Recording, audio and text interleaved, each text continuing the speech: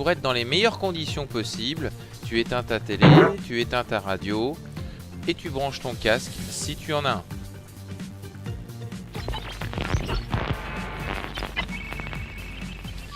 Bonjour à tous, nous allons étudier dans le détail un changement d'état, plus précisément la fusion de l'eau, c'est-à-dire qu'un morceau de glace va se transformer en eau liquide.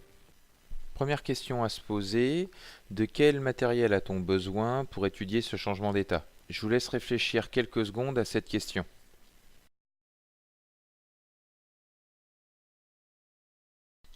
Alors, il nous faut impérativement mesurer la température. Donc on prendra un thermomètre, ici plus précisément on appelle ceci un thermocouple. Et vous allez voir qu'il y a 3 phases distinctes pendant ce changement d'état. Il faut savoir combien chaque phase dure. Donc il nous faudra un chronomètre pour mesurer le temps qui s'écoule. Donc maintenant place à l'expérience. J'ai placé le thermocouple dans la glace. Le chronomètre nous indiquera le temps qui s'écoule. Et comme vous pouvez le voir, initialement, cette glace est inférieure à 0 degrés Celsius, c'est-à-dire moins 2,4 degrés Celsius ici.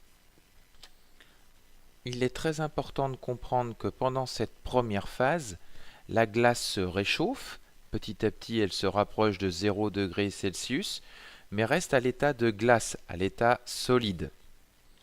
Dans une seconde phase, il subsiste en même temps l'état liquide et l'état solide. Pendant cette phase, la température reste bloquée autour de 0 degrés Celsius. Tant que toute la glace n'aura pas fondu, la température restera toute proche de 0 degrés Celsius.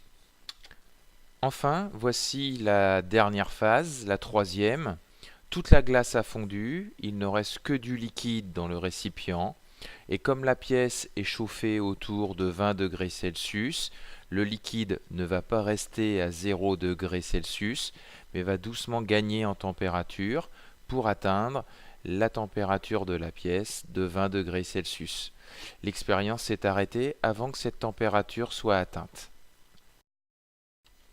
Donc, pour résumer, dans une première phase, la glace se réchauffe en se rapprochant de la température de 0 degrés Celsius, mais reste solide.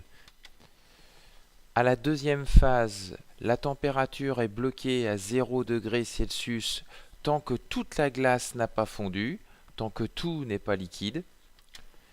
Et à la troisième phase, tout est liquide et comme la pièce est chauffée, l'eau liquide ne reste pas à 0 degrés Celsius, mais prend la température de la pièce. Une fois en classe, vous étudierez une solidification. Vous réaliserez des mesures de temps et de température qui vous permettront de tracer une courbe. À partir de cette courbe, on analysera finement la solidification de l'eau.